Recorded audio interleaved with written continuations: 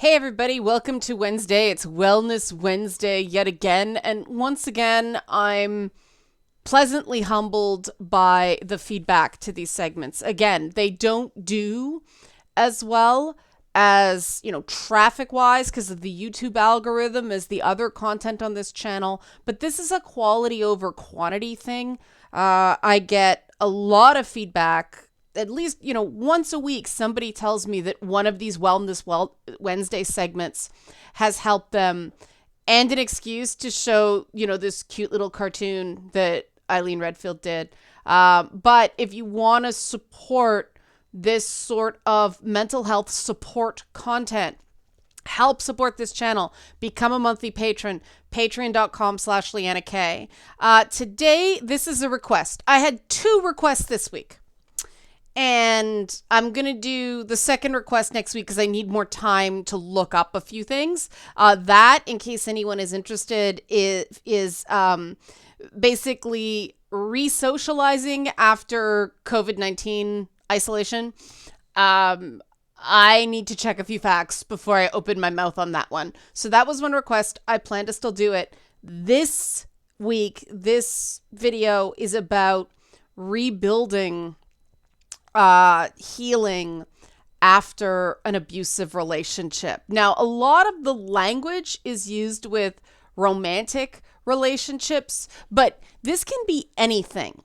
I've heard from people who are still struggling just from a toxic friendship, an abusive friendship, a really abusive work environment, whether it's a terrible job or a coworker who was just nasty. Anything that made you feel not like you from time to time do bad things, but that you are bad, that is a warning sign that something needs to change. And so the language may sound, I'll try to watch this while I make this video. The language may sound like it's, just romantic relationships, but it's not. And this is one I feel very strongly about, because you'll read a bunch of websites and they'll give you these platitudes, but how do you do it? That's the void I'm going to try to fill today. Leanna is a systemized thinker, so how is very important to Leanna. And too many therapists, self-help, don't give you the how. They give you the what and they give you the why. And I mean, the first thing they say is it's going to take time. Well, time alone doesn't fix this stuff, right? There are so many people that are dealing with the same traumas 20 years from now that they're dealing with now because somebody just says it'll take time. Time to do what? Time is a space you fill with thoughts and action, right? So what do you do with that time? Again, easy to say, not so easy to just do. The thing is, a lot of recovering from rebuilding relationships that are abusive, you get up the next day and you do something that isn't engaging with that abusive relationship. And every time you step outside that little fenced-in area, that little prison that bad job or bad friendship or bad romantic relationship kept you in, that's a success. That's a step towards doing differently. I am going to make a caution before I go on. I am really against rebound hookups, rebound relationships. I think when you're rebuilding from an abusive situation, the best thing to do is lean on your platonic friendships and learn how to be alone without being lonely. The problem, especially in this climate, with rebound hookups is you can just go from one bad situation to another bad situation because you haven't yet developed the skills to see the next manipulator coming, right? A lot of this stuff is about manipulation. It's not necessarily about, physical assault or financial abuse. It's someone messing with your head, right? And one of the things that is important to realize when you come out of a really bad situation like this is that you can make changes to stop this particular manipulation from happening again. There are plenty of others that you haven't learned how to deal with yet, but this skill set you can improve, right? So the best thing to do is to focus on that. People like to self-medicate. I get it. It's better to eat an entire carton of Cherry Garcia. I don't even like Cherry Garcia. I don't know why that's the one, but it's better to do that than to, get intimate with another person when your boundaries are all a mess and your trust issues are all screwed up. Because if they betray you, if they put you in another bind, you're just compounding your trauma. Also, hurt people. So, you could, because you're reeling, you could be screwing with somebody else's head without realizing it, right? I see a lot of that cascade effect. That's not laying blame. That's just cautioning, like avoid the rebound hookups, avoid that belief that having physical closeness to someone is going to patch that hole, even temporarily. It might make you feel good for a couple of minutes to a couple of hours. It can just do more harm than good. And a lot of people cannot stand this when I say this. This is something I say to people that creates a really strong reaction. But if you keep careening from one fix me to another fix me to another fix me, because that's what you're doing when you're rebounding. Make me feel better, other person. It's not their responsibility. It isn't. Especially not when they didn't cause the abuse. They can't fix the abuse. They can support you through your healing, but they can't fix you. A very, very different headspace going in. Because the first step, and again, don't freak out, okay? This is hard for people to hear when they've come out of bad situations because they're abused, right? The first thing that everybody hears when they've come out of abuses, everything sounds like blame. Everything sounds like someone is blaming you because you've just come out of a situation where all that toxic friend, that bad boss, that crappy romantic relationship did was blame you, right? They train you to blame yourself. That's worse. And that's where a lot of people are left in this cycle of self-blame. If you're in an abusive relationship long enough, the person doesn't even have to do it to you anymore. You'll do it for them, to yourself. And the biggest part of the healing is to break that cycle. And that involves forgiveness. You don't have to forgive them. I know some people will tell you should, that forgiveness is for you, not them. You can't force forgiveness. You can't speed through forgiveness. Forgiveness has to be your choice. So if you never want to forgive the other person, that's okay with me.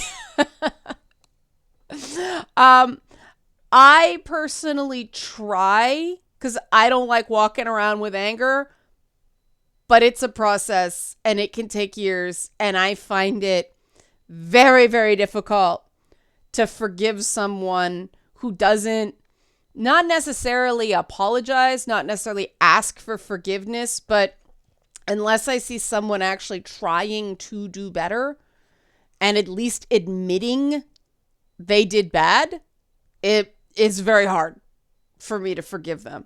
I can't forgive myself though. And that's something that is a learned skill. Like, why do I need to forgive myself? A lot of people need to forgive themselves because you feel taken advantage of. You feel like somebody got the drop on you. You feel outsmarted. You feel like you should have been able to prevent this somehow. Here's the beginning to self-forgiveness that way. Manipulators manipulate. That's what they're good at. And anybody who has ever played, will take Dungeons and Dragons, anything that's a dice roll, right? Even if you've got a shitty stat in something, like you've got a dump stat of a 3.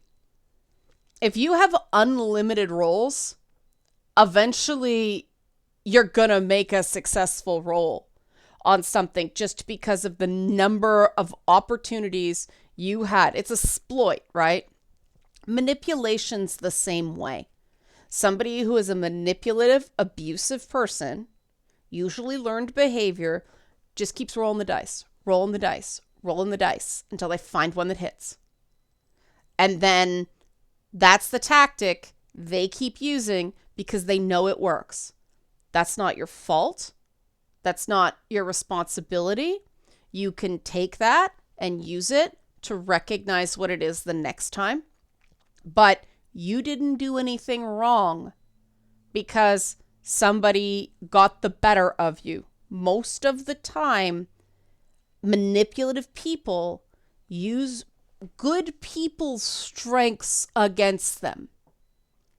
Try to keep that in mind when you go through the process, the journey of self-forgiveness, that it doesn't mean that your strength is no longer a strength. It means that there are people in the world that are going to take advantage of you. You cannot prevent that 100% of the time.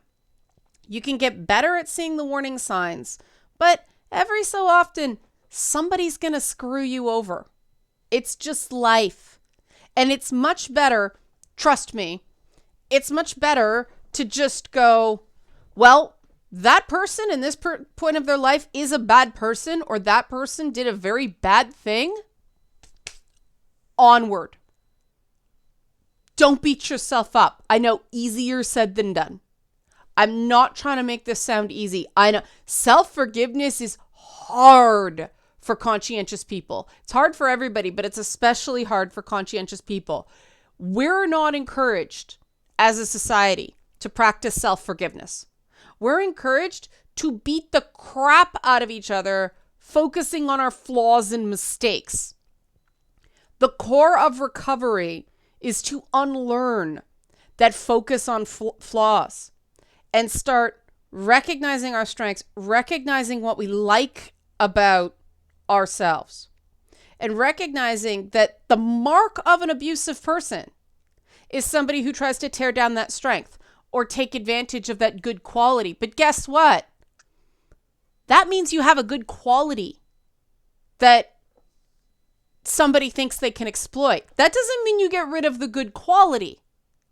That means you recognize even harder, you validate that good quality in yourself. Because what manipulators, what abusers tend to do is prey on a person's insecurities, low self-esteem, low self-compassion, to undermine those strengths. And instead of allowing, those things someone are good at to be a source of self-esteem, it becomes, a pathway in for the manipulator. So the more you can really name your strengths and really believe that they are strengths, the more you're going to be insulated going forward, and the less the manipulation is going to hurt in the rear view. Now, this is a different journey for everybody. The how to do this, I can't tell you, in a one-on-one conversation, I could make some suggestions. I know what worked for me. I don't know what's going to work for you, because the details of everything are different.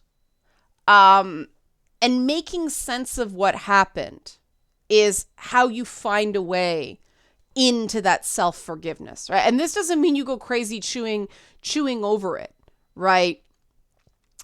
This isn't about replaying the abuse in your head over and over and over and over and over again. That's not what this is about. No, that's self-torture. It's about figuring out the patterns. Again, systemized thinker, if you're more of a go with the flow feelings type of person, some sort of meditation or catharsis, being around nature, getting your center, just releasing it all, that may be a better technique for you. Me, I gotta process it. I gotta take the dough and make cookies or make pizza or make something out of it. That's the way I process. There are different ways of processing. They are all valid. If your way of processing is not the same as somebody else's, stop. Like, if something's really not working for you, stop doing it. It's a waste of time. Find something else. Some suggestions about what might be at the core, especially if you find yourself being abused and manipulated over and over and over again. Are you caught in a cycle of abuse? Can you think of a time where you did not feel stomped on, taken advantage of, manipulated, torn down? You may have to go all the way back to your family of origin and figure out the patterns that keep repeating. I did. Okay? Not fun. Super important. Could your self-esteem or self-compassion use some improvement? Some people, their family of origin is great. But then they get out into the world and they're vulnerable to a particular person who usually in the teenage years, but sometimes in young adulthood, just shatters them, just undermines, even the strongest family foundation. And it's possible. That's something different, right? You don't have to second guess your family. It's not required. Sometimes you're just caught off guard by something. That's a different process. That's just reasserting that self-esteem, that self-compassion. I did a video on self-compassion.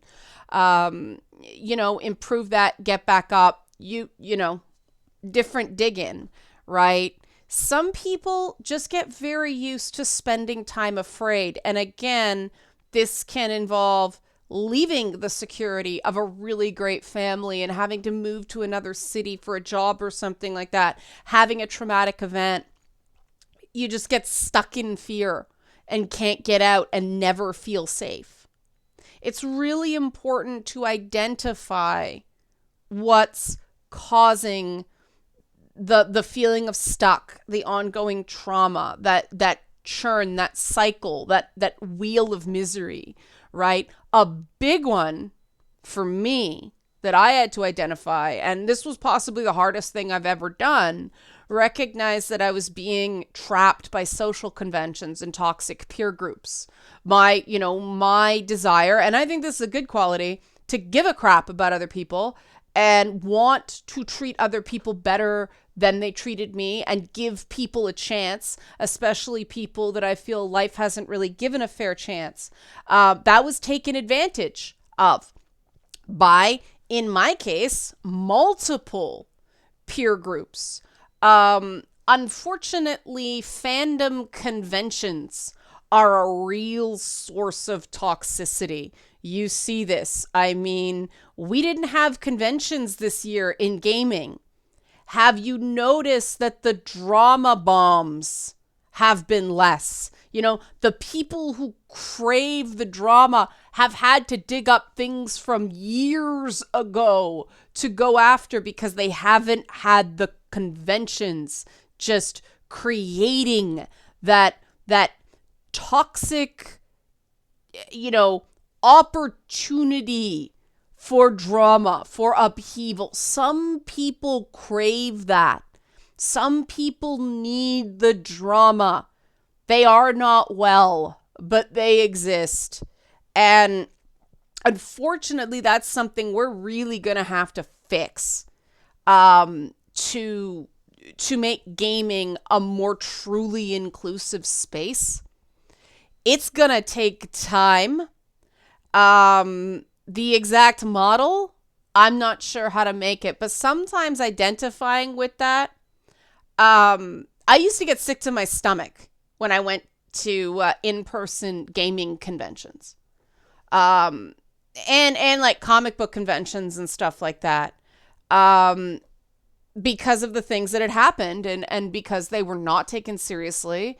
And it was a cycle of bullying. When I pulled myself out of both the local stuff and the yearly ritual of being ground under the dehumanizing boot heel of things like E3, I started feeling a lot better.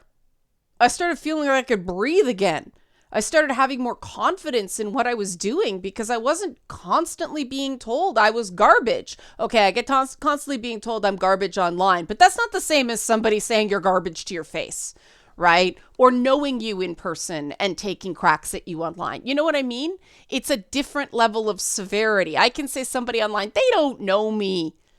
It's very different when you have a one-on-one, somebody looks you in the eye and still does that to you, right? And what I found is that for me, being alone can be a superpower. My ability to be alone and not be lonely gives me a great deal of control in my life. And some people are like, oh my God, I have no friends. I'm a loser. Nobody invites me anywhere. No, I'm good. I'm doing my things. I'm working on my projects. I'm making videos like this that help other people.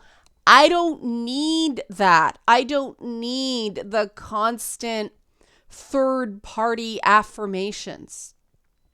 That's great.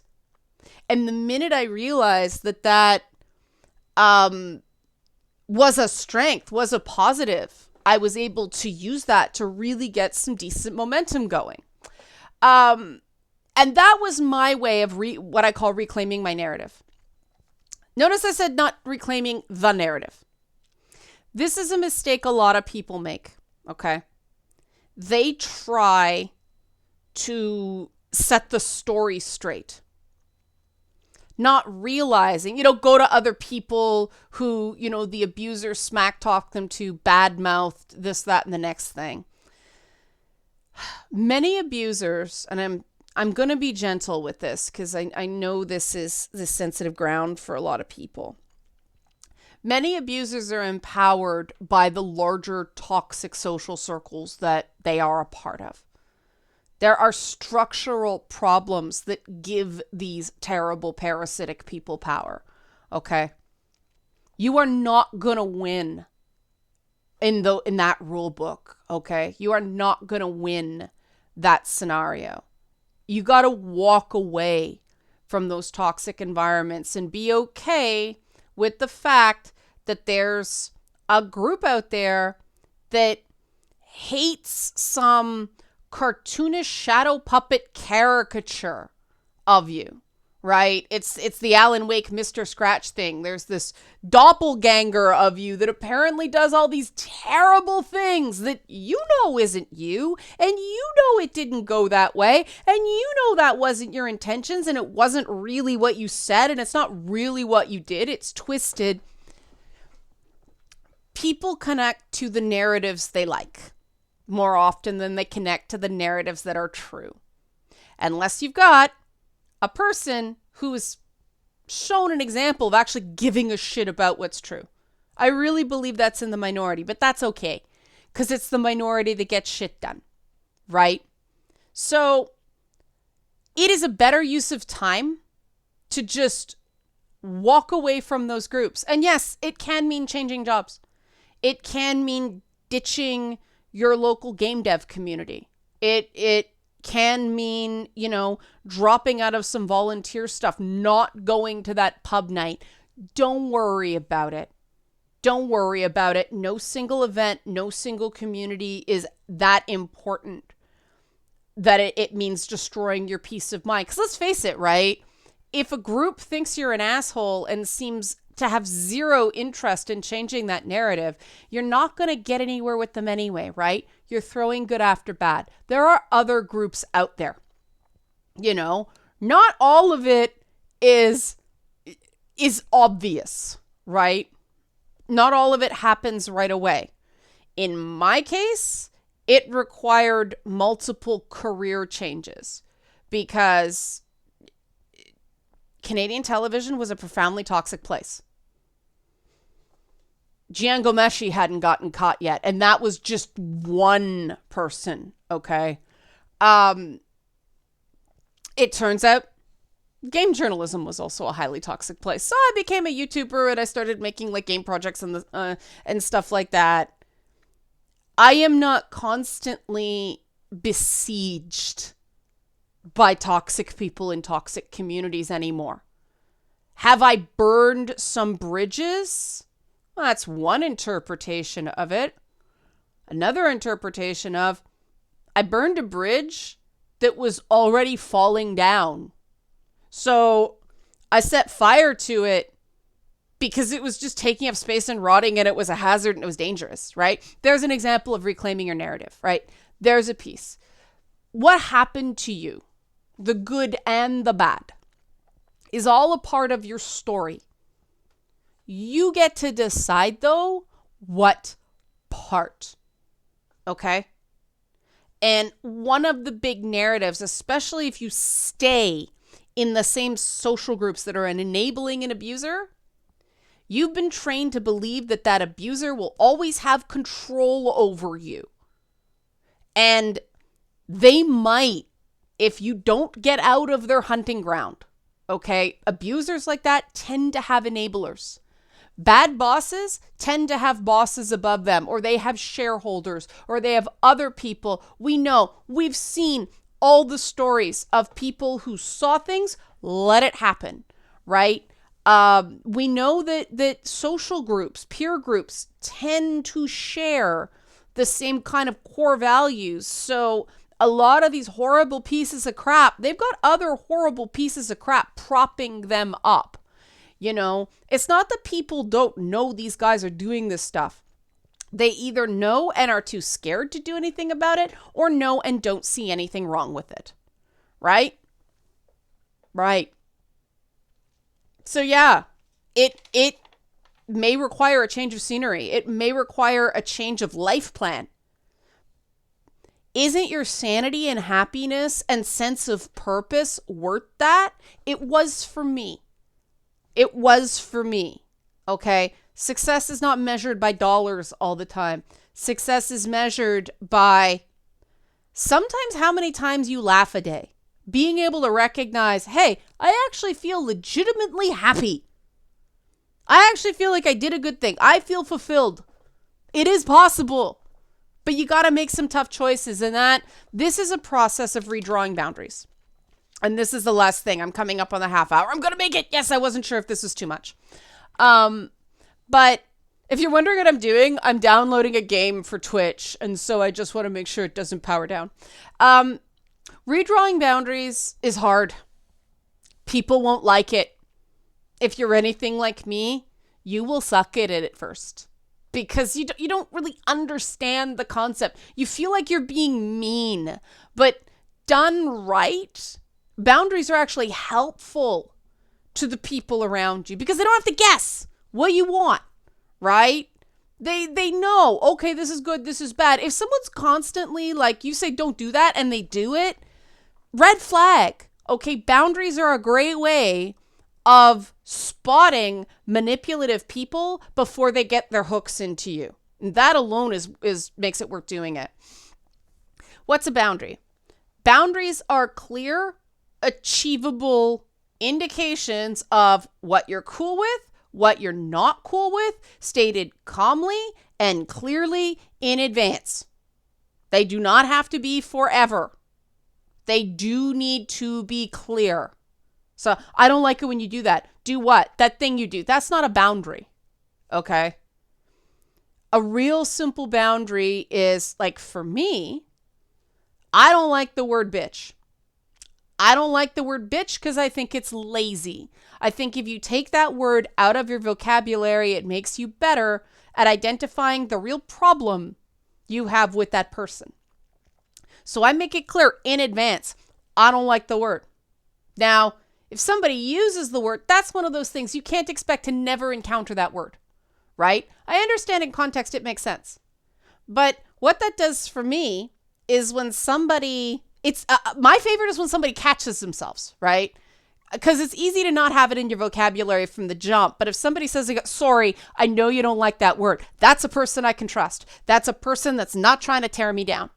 You know, if somebody recalls that and applies it, That's a check in their column. That's a healthy boundary. I don't freak out. I don't need absolute control, but it allows me to sort people of, okay, I can let this person in a little closer. I can trust this person a little more. These other people, they're trying to tweak me. They stay in the bleachers. They stay far, far away, right? They're in the free speech zone, right? They can say what they want, but at a distance, emotionally. Some things are fair to say, I absolutely will not tolerate that. People are going to do it. You have to figure out in advance what your response is to people not doing it. And in the case of the word bitch, I understand it's something people use. I appreciate it when people consider me. It's not reasonable to expect to never hear the word. Other words, certain racial slurs, those are not as commonly used. And if somebody uses them, I walk away. I end the conversation. And if anybody really wants to be your friend, if somebody, wants to work with you, they will care that you are comfortable. And making it clear, I have to stop this conversation right now. I told you that I do not like that word. I am going to stop the conversation if that word comes up. Well, the word has come up again. I'm going to do what I said I'm going to do. Have a nice day. Talk to me when, let me know when you're willing to discuss this further and, you're willing to change your language around me because I consider this inappropriate. You see how calm that is? You see how control that is? When you plan in advance, when okay, if this word comes up again, I've already told them don't do it. They do it again. They know it is predictable what the outcome is going to be, and they're pushing. So you do what you say you're going to do. And if they walk away, if they're gone, you dodged a bullet. That was not a person that was going to be good for you. Don't be scared about what that means. Don't fear the unknown in that regard, because you dodged a guaranteed abusive relationship. Because what somebody likes and what somebody doesn't like is different for everyone. Some people, a big one on this channel is the term Latinx. The Hispanic people, and they're from all over the place. The Chicano, they're Latin American, South American, Central American, that whole thing. Puerto Rican, so on and so forth. I don't know anybody on this channel who watches my content who likes the term Latinx. So I don't use it except in like this. And they say thank you. That's me respecting other people's boundaries, because the whole idea is to be respectful and inclusive. And if I am using a term that the, native Spanish speakers here don't like, that's not serving the purpose. So that's an example of respecting other people's boundaries, right? It's a give and take. If you practice and get an environment where somebody doesn't need to agree with you that they don't like a word or they do like a word, all you have to do is see that they're trying. They're making an obvious attempt to make things comfortable, and you do the same for them, right? Recognize people aren't going to be perfect. People are going to mess up. It's a little unnatural because everybody's different. It's that sincere effort that builds trust, indicates that you can, loosen things up a bit, give some people a little bit more proximity to emotionally. And that's eventually how healing happens. Eventually, you're going to discover one day that you feel comfortable in a group and in an environment. And that's when you'll know you've healed. And that may mean moving to another environment, right? Moving to a new group. I've been through this over and over, but that's how you know. That's what the healing process feels like. You'll just suddenly notice You don't feel terrible anymore. It does take work though. It takes a conscious rebuilding. And so, hopefully that's a bit of a roadmap. I'm out of time. But this has been Wellness Wednesday. If you like these sort of practical tips, help support this channel, become a monthly patron, patreon.com/Leanna K. One more cartoon of Momo doing a yoga pose. Momo yoga. That's a tongue twister. Thanks for watching.